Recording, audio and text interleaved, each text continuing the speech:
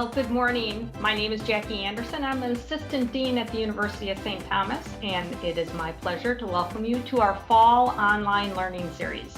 Thanks for joining us. Today's session is How Working Virtually Changes the Work of Leadership with thought leader Peter Krembs. With the new normal, we wanted to focus on how you can leverage the advantages of video-based relationships and compensate for any potential blind spots. But before we jump into the topic, I want to take a minute and preview our remaining sessions for this fall. So get out your calendar. On Wednesday, November 11th, we are welcoming University of St. Thomas professor Mike DeVaughn. His session is titled Reevaluating Your Strategy for the Post-Pandemic World. Mike actually teaches strategic management in both our undergraduate and our graduate programs, as well as being a key player in the redesign of our non-degree mini MBA program. So if you're looking for a program that highlights some of the core business components, we're offering a mini MBA program on December 7th, so look for that. On Thursday, December 17th, I'm delighted to say we are welcoming David Magee to our Fall Online Learning Series. David is a principal at Alblin, Magee, Underberg and Associates. It's a pivotal local executive recruiting firm, and actually it was just named to Forbes list of best executive recruiting firms for 2020. Now, the focus of his session will be on the theme of your best professional foot forward in 2021. And heaven knows we're ready for the calendar to switch over. So I hope we see you for our remaining sessions, but let's get on to today's session. I'm going to hand over this digital platform to our thought leader, Peter Krembs, in a moment, but I'm going to ask that you use the chat feature for all your questions. Just address them to all panelists, and we will save all the questions for the end and have a nice Q&A period. As always, we plan on ending around 8:50, 8:55, so you have a chance to get another cup of coffee before your next meeting. And if you have any difficulty, please know the whole session is being recorded, and we'll send you the link within 2 days. So with that, it is my pleasure to introduce Peter Krembs. Peter is adjunct faculty here at the University of St. Thomas and has been consulting in the leadership space for decades with great organizations like GE, the Mayo Clinic, US Bank. He actually teaches in our St. Thomas Executive Program, the STEP program, which is a non-degree offering, but he also teaches in the Leadership and Management program. So if you're enjoying the session today, please know Leadership and Management non-degree offering kicks off on October 26th. Now, Peter is also the co-author of On the Level Performance Communication That Really Works. He has his graduate work in industrial psychology from the University of Minnesota and his postgraduate work at the Gestalt Institute in Cleveland. Peter is a thought leader in every aspect of the title. It is my pleasure to welcome my colleague and my good friend, Peter Krembs, to the Fall Online Learning Series. Okay, this is Peter Krembs, and I'm delighted to be here. I have put together some things that I've been, some data that I've been gathering and certainly filtering through my own experience, going from not using video-based communication tools to that being everything I do. And I think if you're like me, there certainly are ways in which this transition was a bit awkward in the beginning. And I'm really getting my legs now and able to sort of compensate for some of the biases that are an inherent part of video-based communication tools. I titled this session, How Working Virtually Shifts the Work of Leadership.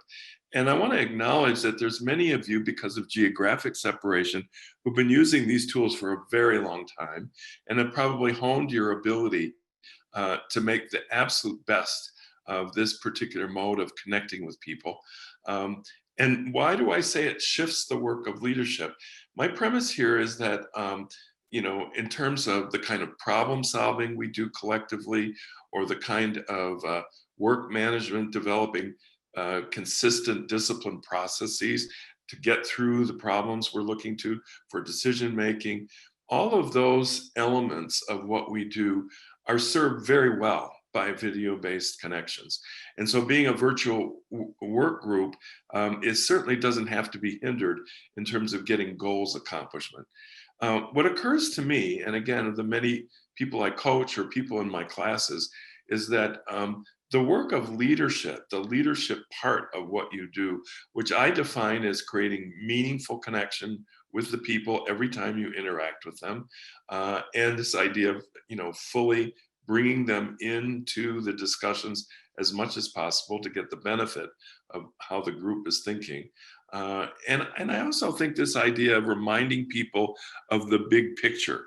How does what we're working on in this meeting connect to strategy or connect to a larger purpose that we're trying to accomplish? What I find is that these video-based tools have some inherent biases and things that you might be able to do to connect with people or to share the strategy or big picture thinking would happen very intuitively and very naturally in face-to-face situations, that it kind of dulls the impact of that, which means that for you, you need to be a little more explicit and a little more deliberate about how you have some strategies to really connect with the people in your meetings. Again, I think for those of you who have already become alert to some of the points I'm going to make here today, have worked hard to kind of do a lot of the things. And so for many of you, what I'm going to talk about may affirm what you've already had some insights around, and boost your confidence to experiment more. And I think this session is really for people for whom this was kind of a struggle to get used to in the beginning.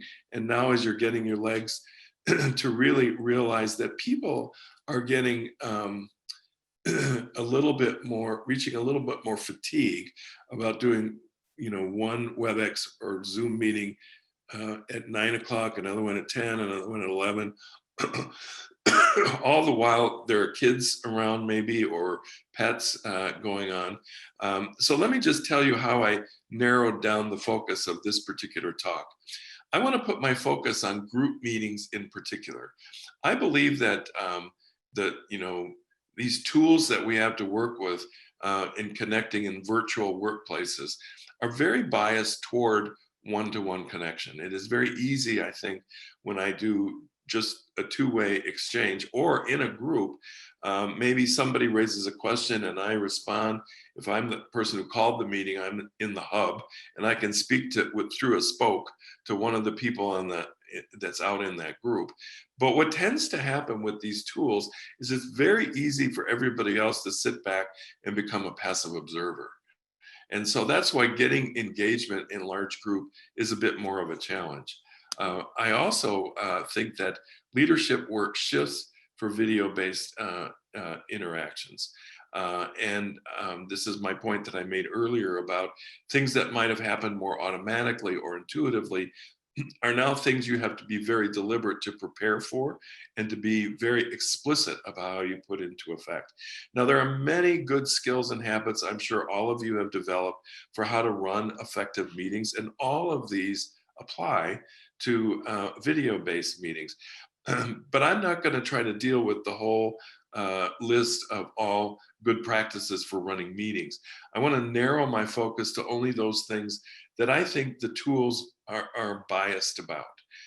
And so that's how I narrowed down my topic. And I also want to say, unlike, when you learn a decision-making process or you learn a project management tool, it's very easy to just, once you've learned the tool, to take it out of your toolbox and just apply it directly, and just by scaling it to whatever is going on.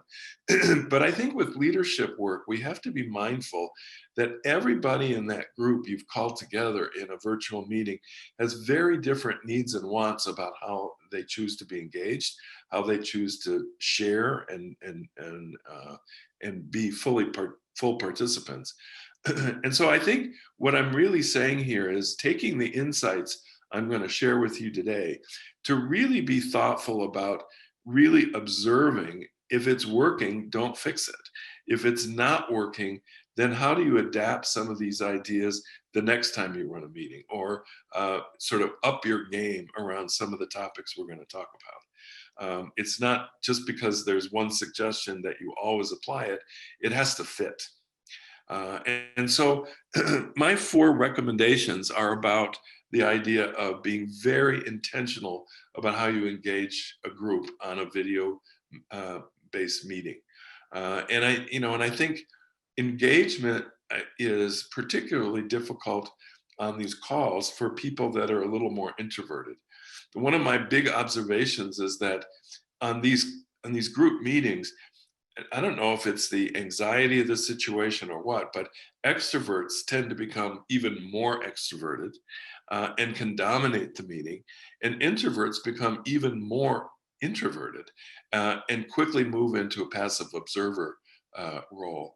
And so, how do we reach out to people, and especially if being in the spotlight's challenging for them, to do it in a way that doesn't intimidate or cause them to pull back even more? I want to talk a little bit about, and this relates to this idea of engagement.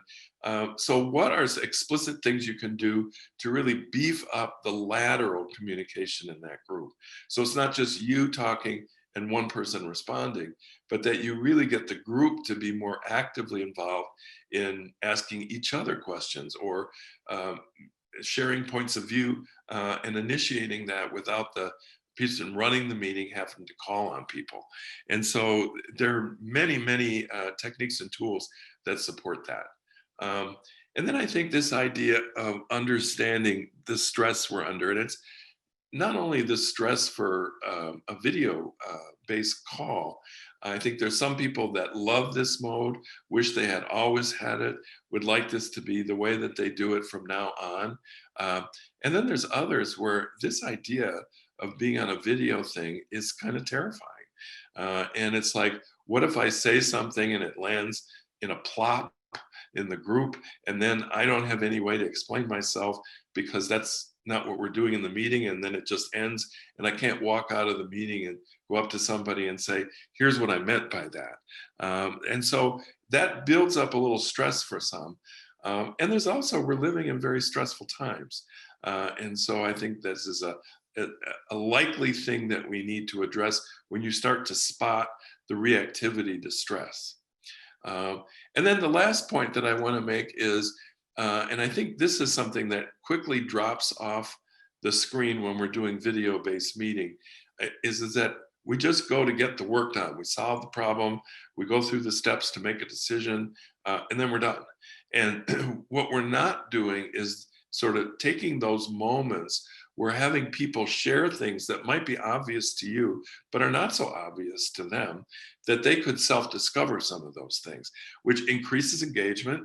And it also increases the degree to which people are having to reflect or note how they're similar or different from others, and then choose, what stance do they really want to take. And I included with this is this idea of positive emotions.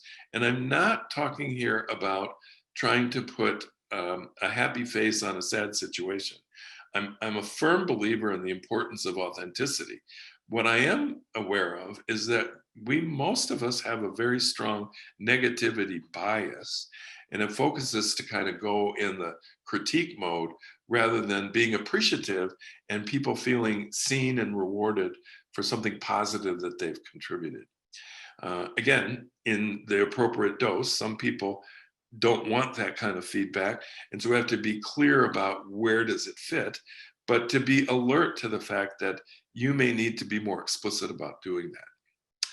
So let's talk a little bit about intentional engagement. And I won't spend a lot of time on this because it really leads into the second point about lateral engagement.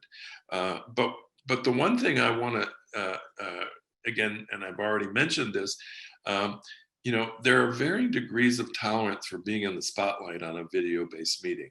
And I think you can tell from the nonverbals, what might be going on with people. But if you've got 10 people in a meeting and you're trying to keep your mind on the message and the work that's right in front of you, you're probably not scanning 10 pictures of individuals to read their nonverbals. And so it quickly becomes hard to see cues that you normally would pick up on right away if you were meeting in person. And I think that, again, and I already made this point, but video-based meetings do have a bias in the sense that it makes it easier to be a passive participant if there's anything you want to avoid. I wanted to also comment that, again, these tools are very biased toward tactical problem solving. They're very good for getting right down to the details, you know, asking people to chime in around what they know about a particular issue, perhaps, and then move on to the next item. One of the things, again, if you look at what I said in this first bullet point, um, the extroverted people might start to dominate the conversation, and then others kind of fall off the wagon. And so this idea of getting people to take just a quick step back, the expression I often use in my classes is you need to get the whole group up on the balcony to see the purpose and the meaning behind what we're doing and how it relates to the bigger picture. Maybe relating the work of this meeting to a strategic goal that is a very clear connection. Or maybe it's this idea of, you know, what's in it for you to really put a stake into really solving this in a way that is going to roll out effectively and execute well. So big picture context, this idea of purpose, the why behind the what, personal meaning, which activates engagement. People get engaged when you make meaningful connections with them. And it's very compelling to then become a part of the process rather than feeling like they're being pushed into the spotlight. And so these are things that might happen more naturally, but I got to tell you, in even live face-to-face meetings, we're not very good at sort of linking the details of what we're doing to the bigger picture. We're not very good about talking about the why behind the what. We just do the what. And as far as sort of engaging at a personal level, we get so into our heads that we're not really appealing to both the heart and the mind. So I think this is an important element.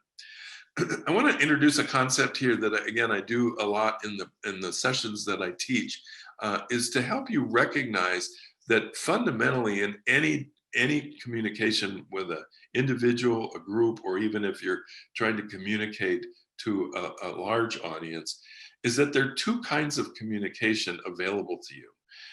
One of them is above the line, where the talk is focused on the data and the facts, the observable realities, and it's very focused out there, what's going on out there, and it's very transactional. If you see my little analogy of the iceberg, the things that you can actually see directly with your eyes are above the waterline. But most of that iceberg is below the line. And that's the point I want to make, is below the line communication needs to be tapped into as well as above the line. It's not that below the line communication is better than above the line. They're both important and they add different elements. The above the line communication means we're looking at the same data, we're looking at the same facts, or we really agree on the conditions that we're dealing with in the meeting. Below the line is, how does this strike you in terms of why this matters? So yes, it does include some emotional reactions. You know, I feel strongly about this. I'm really concerned about.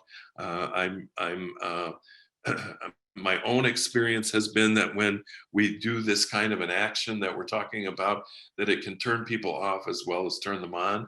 That would be a below the line sharing. And it's kind of revealing more about what matters to us, what's important, what sort of is my sense of purpose around contributing to this discussion that we're having. And when I reveal more below the waterline, it really does transform how people in that group see each other. They start to see each other more as a whole person, not just their thoughts or what they know. So above the line is head, below the line is, yeah, but how do you react to all this? And why does it matter? So that idea of being transparent about below the line is something you can encourage by modeling it yourself, and also by asking questions that ask people to respond a little deeper in terms of why their reaction, where it comes from or what it's connected to. Okay, on lateral communication, and what I want to talk about here, there's a number of little subpoints I want to get into. Again, same point I've been making a couple of times. Repetition is a good tool for underscoring sort of a general theme. Is, you really need to reflect on how the tools support a bias toward passivity. And it's really just inherent in the way the tools work. And there are a lot of tools you can use to counter that effect and do more to appeal to people below the line, to engage them to get more reactions in the meeting. And I would say what most of us do probably right now is we start the meeting off and we say, well, I want everybody to chip in. I'd like everybody to speak their mind during this meeting.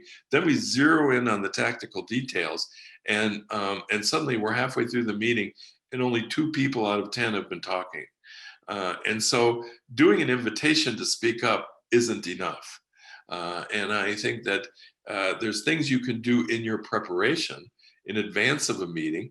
And we don't typically do this with face-to-face meetings, but I'm arguing that for an effective video-based meeting, a group, project team, a direct report team, maybe a special task force team, is tell people the agenda in advance, but more than that, maybe give them some reflective questions and ask them to jot down their responses and explicitly state that you expect discussion. I think by making it very explicit, people then can mentally prepare for that. If you just do this in the moment of the meeting, it can actually add to the stress that more passive participants may be feeling. I also think that this is a case where, during the course of the meeting, your expert problem solving self and your good management self that's working through the steps of the process, those are all working very well. But we also have to have that third eye, the leadership sort of attention that keeps observing and scanning the group, and then being explicit about some things like asking everyone to weigh in on key points during the meeting. A couple of the tools that I've observed and people have shared with me that they use, I was just talking to somebody that I coach yesterday, and he was telling me how he has been experimenting with using polling apps. And we sometimes do these in large group presentations where you can't take comments from the group because the group is too big. And so you ask them some questions about, where are you on this scale? Highly agree, highly disagree. Or you ask people to say, high importance or low importance. And I think that these polling things, particularly doing a quick poll, is a good icebreaker in a meeting, and it could be about something that has to, could even have some humor in it. Like, the poll question might be something like, I absolutely hate video-based meetings, or all the way to the other end, I absolutely love these kind of meetings. And maybe even soliciting a short comment about what will help make this meeting feel more likely to engage you. What that does is it brings people into the present so they can't slip into that observer role. So I think this idea of constantly scanning what's going on, when you notice there's an imbalance, to grab a particular point that's really a key insight that is emerging in the discussion and say, this is really significant. I'd like everyone to weigh on this. Can I hear everyone's voice? And I think that being explicit of saying, I want you to initiate your ideas, is necessary in this kind of mode. I also want to talk a little bit about the impact of stress. And again, I think that recognize that some people are very well suited to this format for getting together, and others, it really creates a high stress reaction. And I think if you're more extroverted yourself, it's a little harder to put yourself in the shoes of the people who are maybe feeling that this is fine for them to listen and observe, but are really reluctant to participate. And again, I think if you are yourself introverted, you maybe have a little easier time empathizing with people that are introverted in your meeting. And that calling them out can actually increase their stress you have to find more indirect ways of encouraging people to add their contributions. Um, I also want to comment that we're in very stressful times. I think there's just people really have this COVID fatigue, fatigue and wearing masks even when they know it's the right thing to do, fatigue from having to work at home with all the distractions going on at home that sort of demand your attention. I'm splitting my attention maybe because I've got kids I need to be conscious of, or there's a pet that needs to go out in the middle of the meeting. I think there's all kinds of things that can heighten anxieties, and I think that in general. I want to speak a little bit to what I call stress reactions. There's some work done by the Leadership Circle group. It's a consulting firm that does 360 surveys, and they've collected a lot of data on how people react. And one of the big headlines from that research is that people that are more relationally oriented, where it's very natural for them to be focused on the connections, focused on is there tension in the room or not, is maybe a little reactive to conflict, and want to avoid conflict or smooth it over, that these are the people that when they become stressed, they move into a much more passive mode. It's why introverted people become more introverted, because it's not just their natural state of being, it's their natural state of being under stress. There's also a reaction on the other side of this polarity, and people that are really strongly achievement driven. I mean, they're so goal oriented. They really want to drive to a conclusion. They get frustrated with distractions or things that maybe are going down a rat hole and taking away from the main purpose of what we're doing. Achievement oriented people under stress often are the ones most likely to become more autocratic, become more sort of control oriented. Really, when people raise something, they maybe quickly and maybe not so diplomatically say, that's irrelevant to what we're talking about. Let's get back to what matters here. When you start to see behaviors like that, you really need to try to take a little bit of a pause and slow down a little bit. And again, maybe take a quick poll. How's our pace? How are we doing? Because there seems to be different reactions in the group. Your job in this thing is to point out a pattern that you pick up on in the meeting and to say something about it.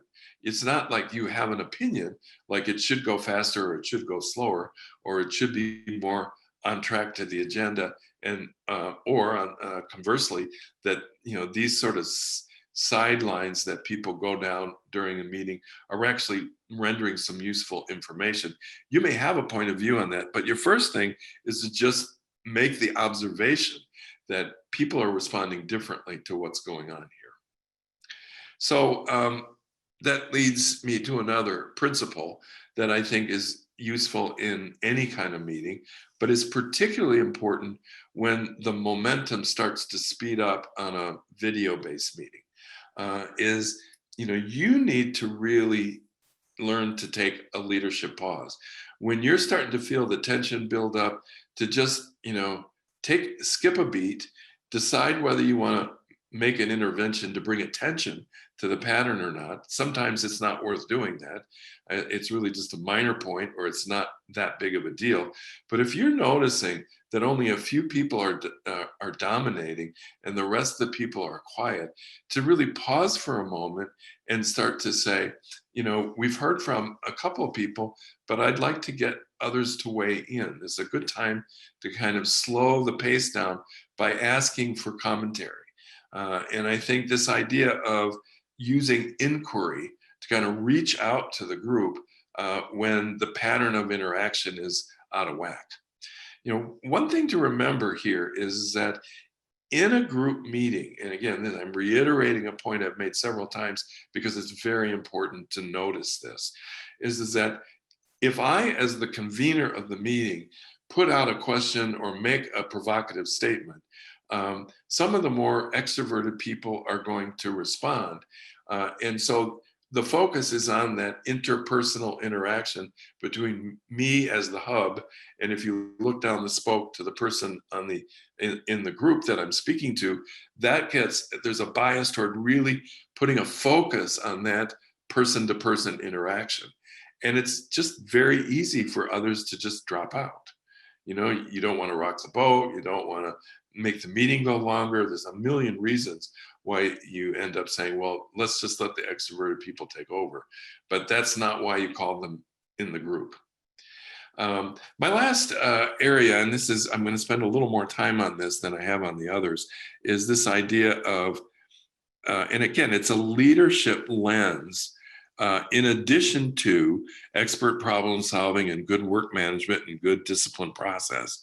But I think that what happens is the problem solving and the process is very highlighted and biased in the way that it supports those aspects of what you contribute. What gets muted is this idea of how do we get a little more reflection so this meeting is an opportunity for people to really notice where they stand on an issue versus their colleagues, or where maybe they haven't formed a point of view and they need to, because it's something where it's not a willy-nilly kind of a thing.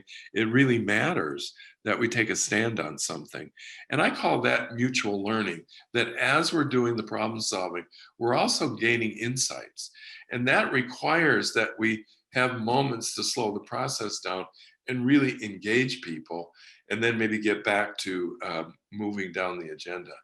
And I think along with that, to recognize that one of the things that happens in these meetings is it really puts a megaphone on people's negativity, particularly if they're feeling stress. And so using positive emotions that are concrete and authentic, this isn't just a technique that you do to kind of be Pollyanna, but rather to say, here's something we need to really appreciate about what we've done so far. Or here's, where we are on this road. And yes, we've got a lot to go forward to, but let's remember how far we've come down this road. So it's really making substantive contributions that are appreciative of the group when the group starts to get down on itself. Like, oh, this is so much. I can't, I'm really, on overload with this. So let's look at some of the things we could think about with this. Again, what this implies is that we need to use behaviors that encourage reflection and pull out active insights from the participants in the room who may not have been so vocal. And what's really happening is you may have a strong awareness and think it's obvious why something matters, but not everyone in the group shares that lens. And so you want to not only encourage inquiry between you and the passive participants, but also among the participants. So encouraging people who are curious or want to be more transparent about why they think something is important, you need to be encouraging that and really putting the attention on the lateral connections and the sense of groupness. And I think that's my big point about this. A sense of us is harder to experience on a video-based meeting than it is when we're in person. I think this idea of promoting a growth mindset is like, so what are the insights we're taking out of this? What do you feel good about that we accomplished in this meeting? I know some people that have, longer video-based meetings, and they do a follow-up, maybe 10-minute engagement, either on a conference call, or they can use a video-based tool to do it. But to just say, now that you've had a chance to sleep on what we worked on last night, I'd like a quick read on what your takeaways are and what sort of stands out for you, what's uppermost in your thinking as a result of what we've done. And it gives people a chance to offer reflections that maybe they didn't have during the meeting, but really bubbled up after the meeting was finished and they started, rolling things through their mind. And again, that promotes self-awareness. And in particular, what I want to also talk about in a little more detail is I want to raise your self-awareness about what I call the human negativity bias. And again, I think this is something that's even more emphasized in video-based interactions, virtual interactions, more than in face-to-face interactions. And here's a couple of things that I want to relate to. And this work comes from an author named Roger Schwarz. And you'll see on the bottom of the slide, the book that he and his colleague wrote was Smart Leaders, Smarter Teams. And it's really about how you move away from serial one-on-one interactions in a group meeting, or one person just reporting things for others to take it in. For heaven's sakes, you can do that in an email. But I think this idea of how do you want to create a team sense, to really stretch into thinking as a whole group, what's our team mind, or a team sort of common ground in terms of this particular topic. And I think the essential elements of being able to get this is this idea of starting with being very intentional about below the line communication. And I think as a leader, you can model this by saying, I think we all agree that conceptually this is an important thing for us to handle. But, I want to talk about why this stands out for me as something really critical at this particular time. And again, it brings people up on the balcony and says, let's look at the importance of this from the bigger picture. So if I'm transparent about what matters to me, what my purpose is, maybe to say, we get work done in these meetings, but these are also times to notice the kind of reflection that comes from hearing the interactions of others in the group, and to really be curious and ask questions, to draw out things that maybe you can hear the headline, but you want them to unpack it a little bit. So be curious about, well, how did you get to that conclusion? That's a good below the line question. The mutual learning mindset requires a reasonable level of vulnerability-based trust.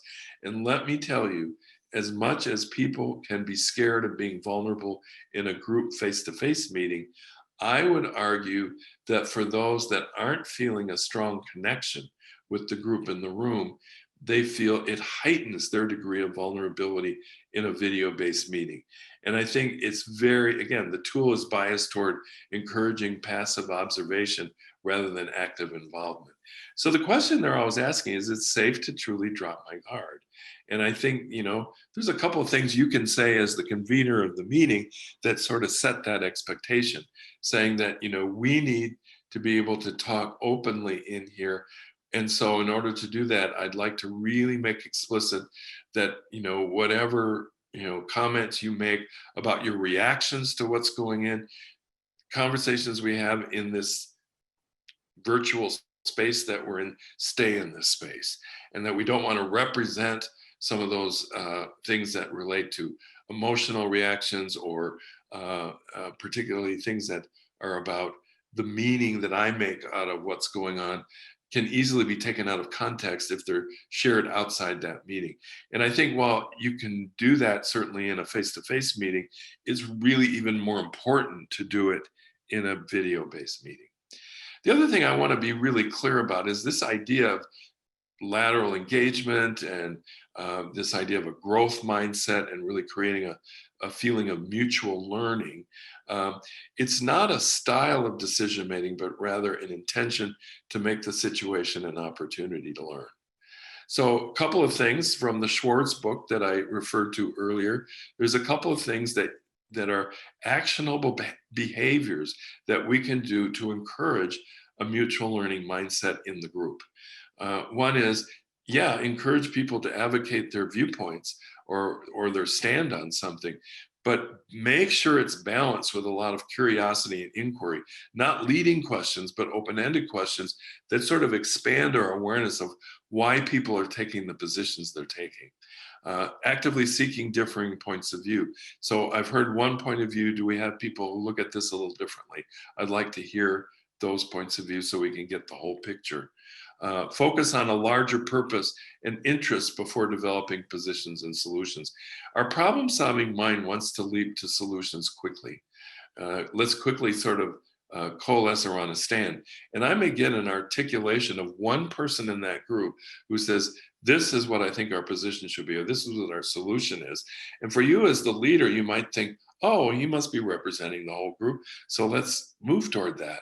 And then people are saying, hold on, I don't agree with that.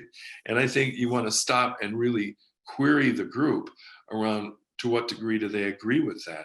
What would they edit to that in terms of, keeping the purpose of this meeting and the interests we're trying to serve in this work in mind. And then, of course, testing assumptions and inference is pretty important as well. Recognize that when people are in a growth mindset, they're really trying to stretch themselves, and that in itself increases anxiety. So, if people aren't comfortable doing it, it's a stretch for them to, find the words and be able to do that. And I think, really making appreciative statements at the end about how people have really stepped up in the meeting is a really important thing to do, so people know that was a good thing and not a distraction. The last point that I think is important is this idea of the power of emotion. And I think that this quote from Daniel Goleman, Richard Boyatzis, and I have to move my little pictures of the group, and Annie McKee. They did a lot of the initial writing on emotional intelligence and really brought meaning to how we think and talk about emotional intelligence in leaders. And I think their point is great leaders move us. They don't just fill us up with ideas or reactions or opinions. They move us. They connect our heart to our heads. They ignite our passion. And again, I need to move the pictures here for a second so I can, they ignite our passion and inspire the best in us. Great leadership works through emotions. It's both head and heart. Even if they get everything else just right, if leaders fail in this primal task of driving emotions in the right direction, nothing they do will work as well as it should or could. So again, this is the power of that below the line communication, below the line questions, things that really unpack the tip of the iceberg in terms of the other elements. The final point here is that, and I love this point in it. It's in a book that I read, and now it's so long ago I can't remember what book it came from, but this really has struck with me. Our brains, particularly if you're very achievement oriented, are wired to be Velcro for the negative.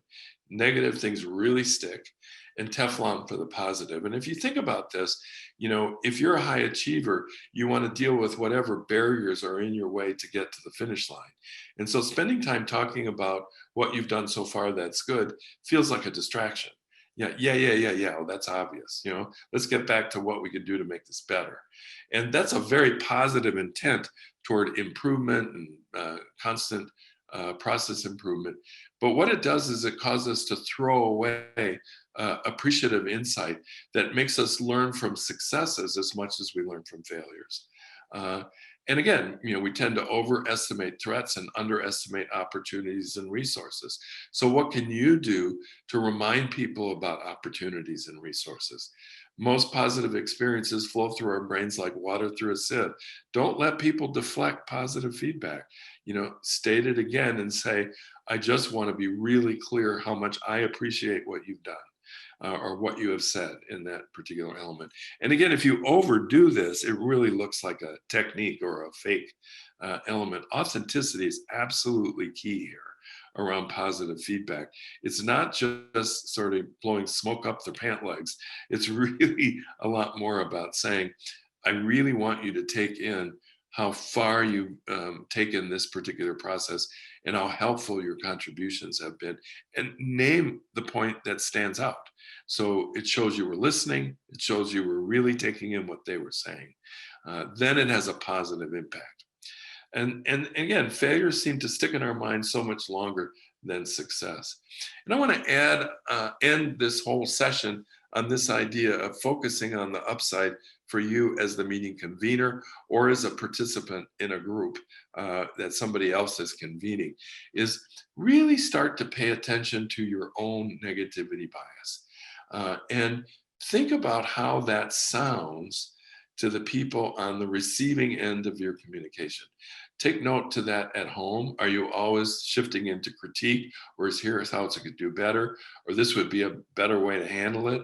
Or are you saying, God, you really put a lot of effort in this, and I appreciate your investment in what we're trying to deal with here. So I'd like to take where we are and talk about how we can even leverage this more. How does this show up at work? How does it crop up in you? And again, what works for you to shift your lens to the positive? All these insights we've shared don't lend themselves to just a technique to use. It's more about staying alert, observing what's going on, and then taking your awareness and pulling out things to deal with that are being kind of slipped over, or because of the bias of the tools, you're maybe not addressing. So I want to turn this over to questions, and I'm going to turn my panelist status in this group meeting over to Jackie Anderson. Hey, thank you, Peter. Wow, great insights. As you can imagine, the chat was kind of flying off, so I'm going to try to get through at least 4 or 5 of these questions, all right?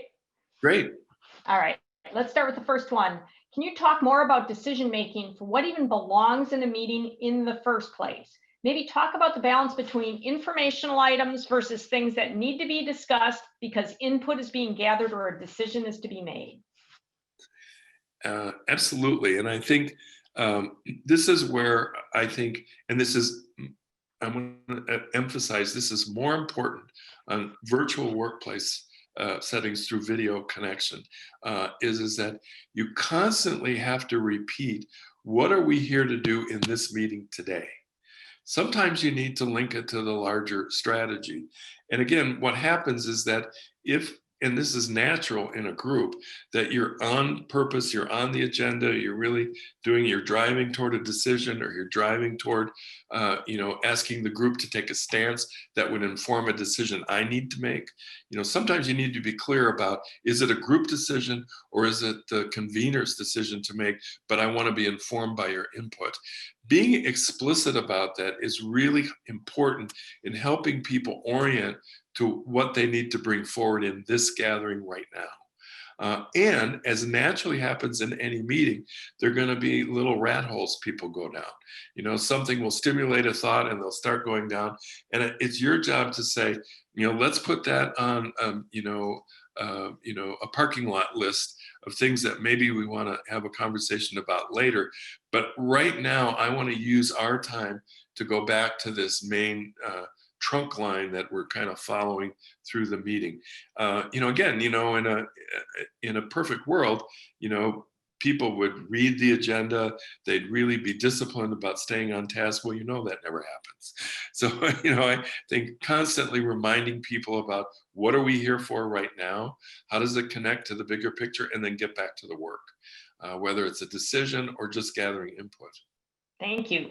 And there's a next question kind of riffs off of that in talking about, can you talk more about the positive responses to stress? Could you share additional suggestions, perhaps for interrupting a negative spiral? I've had meetings where it goes off the rails, where one person makes a negative comment and then the floodgates are released.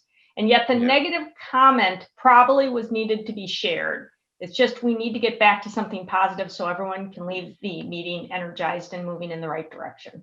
That's such a good question. And I think, it's sort of like people have an assumption that it's either, what we're doing is either all good or it's all bad. And what I'm going to speak to comes out of a mindset that everything we do is a polarity. There's an upside and a downside. And so, if you establish that, you're saying, no work that we do in this meeting is going to be perfect. The question is, where do we want to lean toward the greater good? And so when somebody makes a negative comment, you now can say, well, that's a great description of the downsides. So let's contrast that with some of the upsides of this might be. So you literally are actively solicit opposing points of view or differing points of view. And again, I think, what we don't want to do is diminish a negative reaction because there's information value in that reaction. It's your point in your question of saying, maybe that needed to be said, but it's really a bummer for the group. And to say, so I think it's important to appreciate, if I put myself in your shoes, I can see exactly why you might feel that way. And again, if that's authentic, you don't just say that to say it. But I think on the other side of that, you then have to say, so that's kind of the downside. Let's talk about the upsides of alternatives and recognize we're never going to have a perfect silver bullet here. But you want to draw out the contrasting points of view to give people permission to say their point of view without having to resolve the difference between the points of view. I hope that makes sense. Yep, that was great. This question has a different twist to it. I'll be interested on your response. If you're encouraging vulnerability, do you recommend we don't record meetings? Oh, that's a great question. I think that you need to really sit back. And again, I think what we tend to do with meetings that are face-to-face is that we say, oh, we can always do course correction during the meeting if we get off the beam. And we don't do a lot of real thinking about pre-work or preparation for the meeting other than putting out an agenda. But putting out the topics is different than getting people to orient about this is a difficult conversation and we're going to be generating some honest responses. And in the spirit of sort of ensuring confidentiality, while we normally record these meetings, I think this one should be just what's said in the video meeting stays in the video meeting. And I think it's important for you to make a decision about how much stress or anxiety would people feel about sharing what they really think if they knew there was going to be a recorded record of this. Now, there are many problem-solving meetings where that's not an issue, and that's a great record. So if people miss the meeting, they can go back and take a look at it. So you have to really decide about what are the conditions that are really up for grabs in this meeting versus many others we might have, and make an explicit decision about that. I would lean in the direction of recording meetings, particularly if it's a group that meets frequently, you know each other really well. It's not as dangerous to drop your guard because people know how they would be interpreting one another's comments, and you have some faith in that. So that's less of an issue. But if you have people, you're pulling together an ad hoc team to talk about something, and you have to do introductions because these people may not even have ever worked with each other before. Boy, that's one where I would really take some steps to increase the safety. All right, I'm going to try to sneak one more in, and I'll hone it. What is your best tip on how to shut down the person that tends to dominate a virtual meeting? Yeah. What I would say is that I'm hearing a couple of points of view loud and clear. And what I'm really interested in right now is hearing some of the people who've been listening and observing. And if you have some reflections on this, I'd like to hear those reflections now. And then really ask, I'd like the people who haven't been speaking as explicitly to weigh in on this. That's a phrase that I like to use.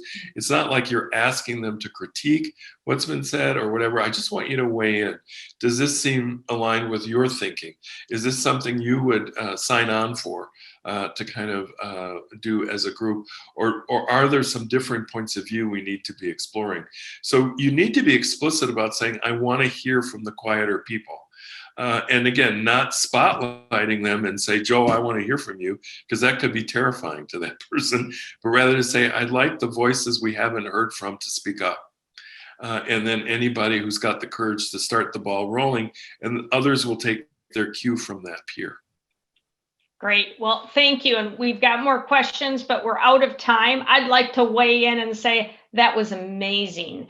Thank you, Peter Krembs. And if you're interested in seeing Peter teach in executive education, he is in our leadership and management program, which is on October 26th. So I hope you enjoyed today's session, and nothing like the fall to invest in yourself. So look at our website and see if there's any courses that might serve you well. And I hope we see you next time on Wednesday, November 11th, with University of Professor Mike Devon and the session Reevaluating Your Strategy for the Post-Pandemic World. Thank you for joining us at the University of St. Thomas. Be safe Be well, and I hope I see you next month. Thank you.